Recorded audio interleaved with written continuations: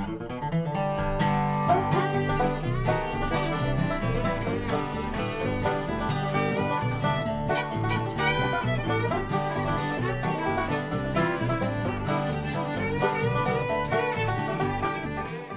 students, we're here at Cedar Circle Farm in Thetford, Vermont to meet with Megan Baxter, who's the field manager, to learn about tomatoes. Hi students! So first of all, are tomatoes technically a fruit or vegetable? They are technically a fruit because they contain their seed inside of the edible part of the flesh. Gotcha. Alright. When do you plant tomatoes and what are the basic steps involved with growing them? So we plant tomatoes over a long period of the time. Our first tomatoes go in March and our latest tomatoes go in mid-June. Most gardeners want to put them in at the beginning of June, but we want to make sure we have tomatoes for a long time for our customers.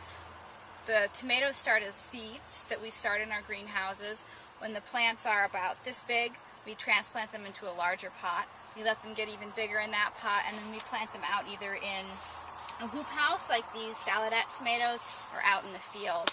And that just involves really just digging a hole like you would at home, putting the plant in, watering it in, and then trellising it on these big wires to keep the plant upright. Tomatoes are really challenging things to grow. A lot of things like to eat them, and a lot of different types of diseases like to get to the plants. You can actually see in this house this sort of powdery film on top of the leaves. There's a disease called powdery mildew, and that's pretty common in all tomato houses like the one we're in. That's a mildew that just settles on the leaf, and it doesn't kill the plant, but it prevents it from collecting a lot of energy from the sun, so it slows down the plant. Sure. There are also several different types of critters, worms that love to eat the plants themselves, hornworms. You can see their damage here is the stripping on the top of the plant, and if they get hungry enough, they'll eat the fruit itself. Tomatoes also need a lot of fertilizer, and they need a lot of water when they're getting started. But once they have a lot of fruit on them, like these guys, you actually don't want to give them too much water because it will make the fruit less sweet. Oh, interesting. Yeah. I didn't know that. It dilutes the sugar content. Okay. And, so we wanted, these guys haven't been watered in several weeks here.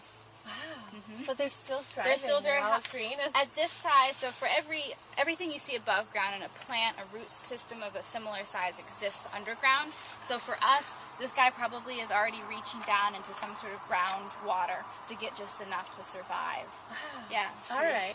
So when do you harvest tomatoes, and approximately how many pounds do you pick here at Cedar Circle Farm every year? It's a hard question. So we harvest tomatoes when it's about a month and a half, 2 months after they first go in the ground. And what you look for in a tomato is a nice soft texture. We want our tomatoes to ripen on the vine, which improves the flavor. So we wait for them to get nice and soft and then change whatever color they're going to be. So some tomatoes are going to be green, some tomatoes are going to be red. And here we've got a yellow, an orange, a red, and a black. So all very different colors, but they should feel very similar. We'll keep picking these guys until it gets too cold. Tomatoes really don't like the cold, so the first time we get a real frost here, we'll have to say goodbye to the tomatoes. They go away. And in terms of weight, today we probably harvested about 1,200 pounds of tomatoes. So I'd say for a whole year, we're probably looking around 25,000 pounds, possibly, including cherry tomatoes and these guys which we sell in quart containers. So we do a lot of tomatoes. So you already talked about this a little bit. We know that tomatoes aren't always red. What colors do they come in? Sure.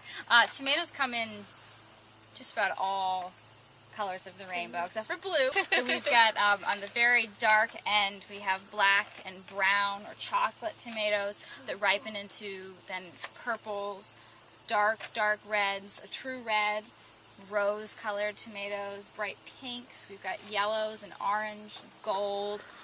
Then, of course, there's bicolors and stripes. So you can have a white tomato with green stripes, which is a white zebra, or you can have a yellow tomato with red stripes. There are even white tomatoes and green tomatoes that are ripe when they're green.